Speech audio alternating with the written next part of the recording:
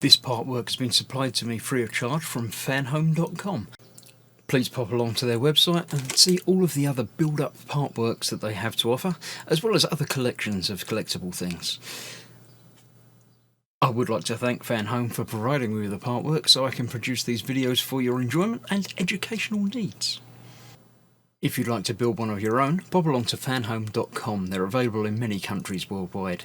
If you do want to build one, leave a note in the comments to let me know how you're getting on, and let me know how I'm getting on as well. I'd like feedback of all types. So thank you once more to Fanhome for providing me with this kit. I hope you enjoy the build. Let's get on with it.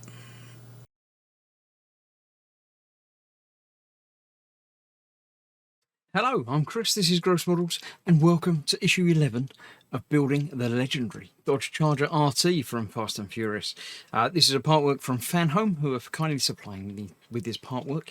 So let's get on with it. As ever, before we look at the parts or do anything, we'll have a look at the magazine. We'll go through it in order. The Kings of Tuning from the world of Fast and Furious. Yeah, it's about tuning and cars. I don't know anything about cars. Dennis McCarthy is apparently in charge of all the cars. Necessary to modify around 200 vehicles for each movie. That's just crazy, isn't it? Yeah, I wouldn't want that job. Mainly because I don't know anything about modifying or tuning cars, but apart from anything else, yeah. The Dodge Challenger SRT Demon. It's very nice and got a shiny engine and stuff, but I don't know. V8 6.2 litre engine. It sounds big. I don't know anything about it. 852 horsepower. I assume that's probably quite a lot. 1044 newton meters of torque. That's probably quite a lot as well. You have to sign a liability waiver when you buy it. Yeah, that's probably quite powerful then. Right, we have, again, basically another wheel, another tyre to build. Tyre hubcap, screws, washer, hub thing, tyre valve. Yeah. It's what we've done before, but we're just doing it again, assembling the front right wheel this time instead of the front left wheel. So we have that there. We've got the valve, which conveniently comes individually packaged in a bag, just so you can't possibly lose it unless you can, but you probably can't lose it. I didn't lose it, so if I didn't lose it, there's a good chance that nobody else has. That will go in one particular place. Which particular place would that be? Why has that got fluff around it? There. There's the little divot there where it's going to fit. So I shall put that on there. Just like that. It's these little touches, these little details that ground it and make it look just right. Then we're putting the wheel on. On one side you'll see the word outside, and on the other the word inside. You can guess which one's which. That says outside on it, so I'll put that on the outside because that's the outside of the wheel. So that's going in there a bit like that. It goes through a lot further than that though, because that actually comes up to there. Then this goes on the inside, and again has to be the right way round. This is where the valve is going to end up, which is just about there. So that will drop in place just about there. And all these little pins and locate bits should pop into place. There we go. That's that there. So after that, we need to put it in place with some screws. We're using HM screws, which are these ones, cunningly hidden away in a little packet with HM written on the side of them. 3 screws out because there's 3 screw holes to put them in. And that is just what I shall do. Except it won't, because I've pushed that and it's dropped down through and out again. I really should learn from last time that you've got to do these while you're holding it. Otherwise, it just doesn't work. So let's try that again. We'll put that in. We'll give it just a couple of turns to make sure it is actually biting. Then we'll move on to the next one. Again, give that a couple of turns, make sure that is actually in the right place, and then we'll go around to the third and final one. If I can get that on the screwdriver, it's always helpful.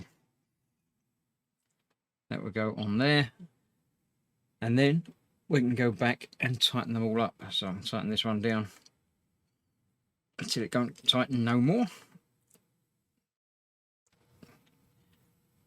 There. and back round there to the last one.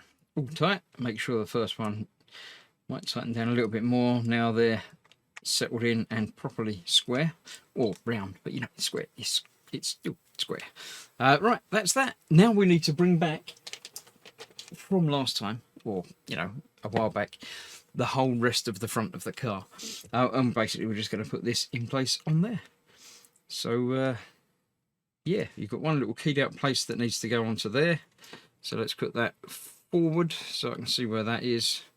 That's forward so I can see where that is, and that should slot on the place. It doesn't want to slot in the place. Why does it not want to slot in the place? It should. Ah, there we go. I just wasn't lined up. There we go. Now that's locked in there, so that's turning the wheel when I turn the wheel, and that is held in place with the washer there, and one of these IM screws.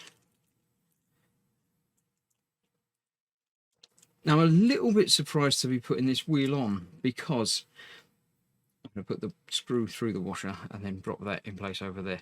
I have seen pictures of people that are further ahead on the build than I am, and they haven't got wheels on. So I don't know if it's a good idea to be putting these wheels on. I sort of feel like it is, because it just holds it together and fits together, and you're not going to lose the wheels if they're, you know, anywhere else. That needs quite a lot of tightening up. I shall tighten that up while I'm talking, just checking to make sure there's nothing crazy happening. No, after that it's just putting the hubcap on in place. So let's move these bags all out the way. Move the hubcap out the way. So yes, that wheel is now on there nice and secure. So this one just needs to be tightened up.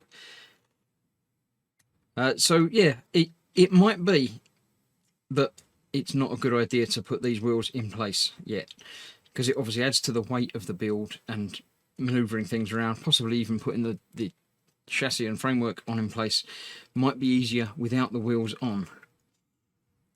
So although all the screws obviously you can take off and do what you like with, when you put that hubcap on, you're only going to be able to get that back off with a little bit of damage, maybe. So I'm a little bit loath to, but we did last time with the other one. So I will continue as it says in the instructions and pop that in place, hopefully correctly. There we go. So it's not overly tight. I can get it off if I need to, I'm sure. But for now, that is the whole front of my car. Now, the wheels are linked together with the steering, and it is in fact turning. So I'm quite happy with that. That's working as intended.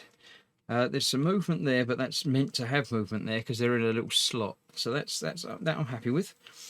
So yeah, the angle is not quite the same as that one. If you can't really see it because the camera is obviously that's straight.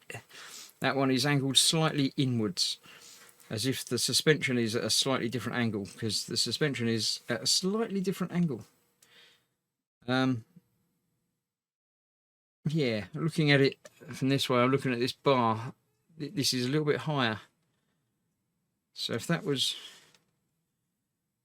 pushed upwards, I'm trying to figure out which way round suspension would make it bend and work. I can't really tell. I think it's probably got enough give in it that it doesn't make any real difference. The suspension is working on there. I know you can't see it from this angle, but it is bending in and out, as is the other side. So I think it's just a wearing in sort of problem. So I'm sure it'll be fine. Although that wheel is not turning now.